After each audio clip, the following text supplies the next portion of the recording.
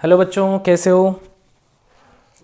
आज अपन पढ़ेंगे क्लास मतलब 9th का अपन पढ़ रहे हैं क्या 7 चैप्टर। और आज इसमें पढ़ेंगे अपन सरीसृप, तीसरा वर्ग पढ़ेंगे, है ना। एनिमेलिया में पृष्ठवंशी पढ़ रहे थे और पृष्ठवंशी का तीसरा संघ पढ़ेंगे सरीसृप। ठीक है, सरीसृप पढ़ेंगे, रेप्टाइल्स बोलते हैं। तो देखो इस वर्ग की विशेषताएं क्या क्या है बेटा। एक चीज़ मैं आपको बता देता हूँ कि 7 चैप्टर जो है ना, ऐसा ही मतलब चैप्टर ऐसा है कि आपको प्रत्येक वर्ग की विशेषताएं याद करनी पड़ेंगी, सभी संघों की। मैं जो है आपको केवल यहाँ पे पढ़ा सकता हूँ, मैं आपको डाउट क्लियर कर सकता हूँ। जैसे कि कई बच्चे बोलते हैं कि सर त्रिकोरिकी क्या होता है। अब आप त्रिकोरिकी क्या होता है, द्विपार्श्व सममित क्या होता है, ठीक है, यूकैरियोटिक क्या होता है, प्रोकैरियोटिक क्या होते हैं, ठीक है। उसके अलावा जैसे कि बोल देता है कि इनमें कुछ विशेष अंग पाए जाते हैं, लिंग मतलब लैंगिक जनन कौन सा पाया जाता है, विशेषताएं यही तो होती हैं। तो आप इनको विशेषताएं जो हैं आप खुद याद करोगे, ठीक है। बाकी लिखना आपको सबको है, नोट्स में ये सारे मिलने चाहिए। मैं कभी भी आपको जो है कॉपी मंगवा सकता हूँ, ठीक है। ये आपके मतलब कॉपी में होने चाहिए, रजिस्टर में। और रजिस्टर में तो मैं आपको जो है क्वेश्चन भेजूंगा इसके, वो करने केवल जितने मैं क्वेश्चन भेजूंगा वो करने। और ये जितनी भी विशेषताएं आप लिखते जा रहे हो ये सारी नोट्स में लिखनी है, जो मैं लिखवा रहा हूँ वो लिख लेना, ठीक है। तो देखो आज सरीसृप करेंगे अपन। सरीसृप क्या होते हैं, तो सरीसृप यानी रेंगने वाले जंतु होते हैं, ठीक है, जैसे कि सांप वगैरह हो गए। तो इस वर्ग के जंतु अधिकांश स्थलीय प्राणी होते हैं, मतलब ये ज़्यादातर स्थलीय प्राणी होते हैं,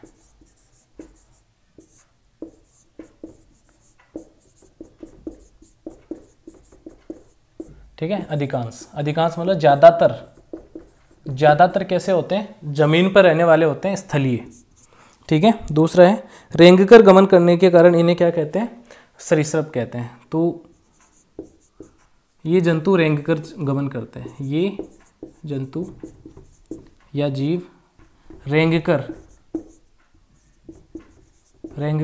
गमन करते हैं, ठीक है, रेंगकर गमन करते हैं। इनका शरीर सल्कों से आवृत होता है, मतलब इनमें भी सल्क पाए जाते हैं। भाई सल्क मैंने बताया था आपको क्या होता है। शरीर जो है,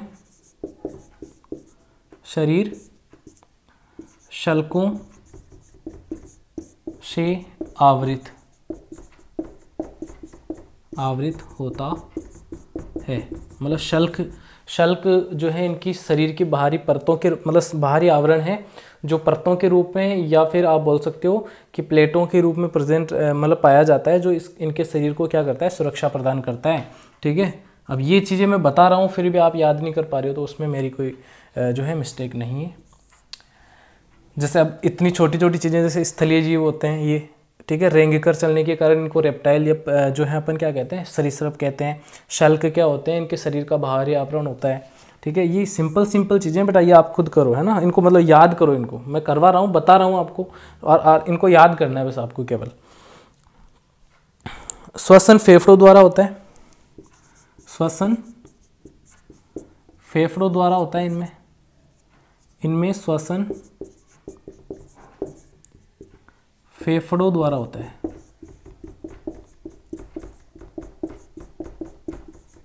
ठीक है, फेफड़ों द्वारा होता है। नेक्स्ट है ये असमतापी होते हैं, ये असमतापी होते हैं, असमतापी होते हैं। कोल्ड ब्लडेड का मतलब होता है, असमतापी का मतलब होता है कि ये जो है ज़्यादा ठंड भी सहन नहीं कर पाते और ज़्यादा गर्मी भी सहन नहीं कर पाते, ठीक है। तो ये असमतापी होते हैं। अधिकांश अंडे देने वाले प्राणी होते हैं, इनमें अधिकांश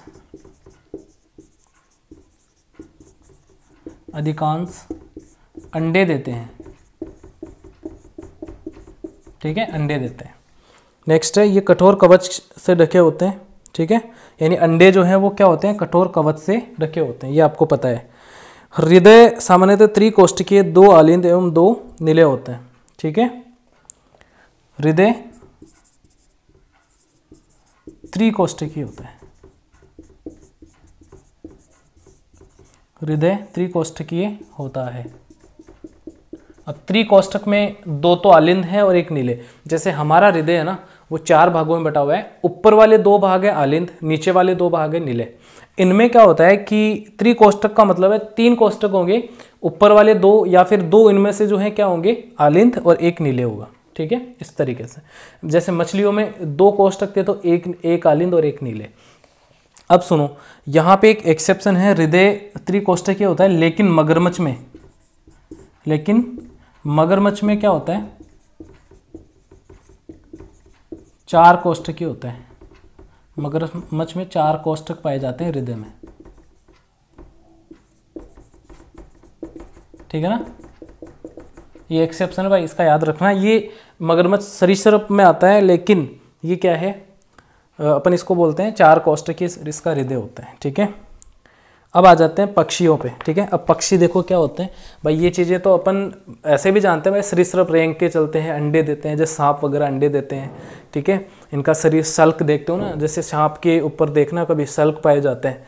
ठीक है, अरे भाई पास में जाके मत देख लेना भाई सांप को, है ना।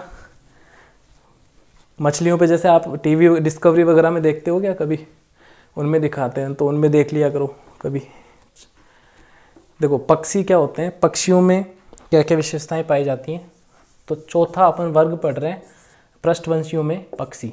ठीक है, और पक्षियों की विशेषताएं देखो बेटा, पक्षी क्या हैं, इस वर्ग के सभी मतलब सभी जो है पक्षियों, इनको पक्षियों में रखा गया है। ठीक है, अब देखो इसका मुख्य लक्षण, इनके मुख्य लक्षण क्या है, शरीर पर पंख पाए जाते हैं। ठीक है, इनके शरीर पर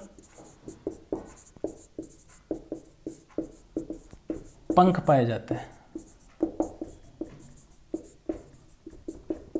ठीक है, पंख पाए जाते हैं। दूसरा,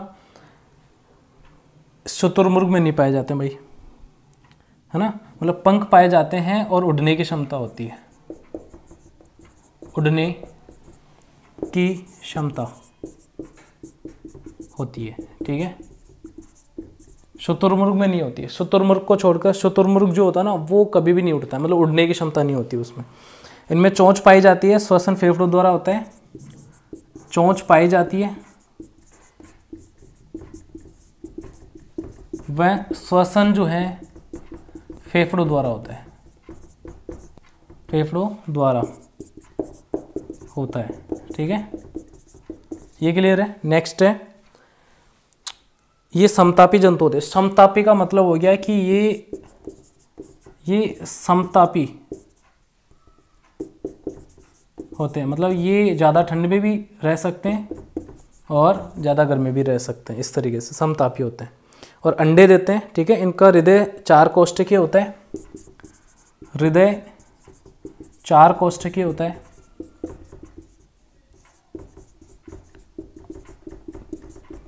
ठीक है, 4 कोष्ठकीय होता है, अंडे देते हैं, तो ये तो ठीक है। और इनकी हड्डियां जो है खोखली होती है, सबसे इंपॉर्टेंट हड्डियां इनकी क्या होती है बेटा, हड्डियां खोखली होती है भाई। पक्षियों की हड्डियां जो है क्या होती है, खोखली होती है, इसीलिए आसानी से उड़ पाते हैं। ठीक है, हड्डियां खोखली होती है इसीलिए आसानी से उड़ पाते हैं, जैसे कि चील, तोता, मोर, शुतुरमुर्ग, ये सारे क्या हैं, पक्षी हैं। ठीक है, और उनमें रेप्टाइल्स में मगरमच्छ, सांप, कछुआ, ये सारे क्या हैं, रेप्टाइल्स हैं। स्तनधारी कल्क पढ़ेंगे अपन, और बाकी आगे अपन अगली क्लास में करेंगे। ठीक है, तो क्लियर है बेटा इतना। ये छोटी छोटी चीज़ें बेटा, आप इनको देखो, छोटे छोटे वर्ड है ना, उनको ध्यान रखो माइंड में, बाकी सारी चीज़ें क्लियर हो जाएंगी। ठीक है, और मिलते हैं अगले क्लास में। Take care, bye bye.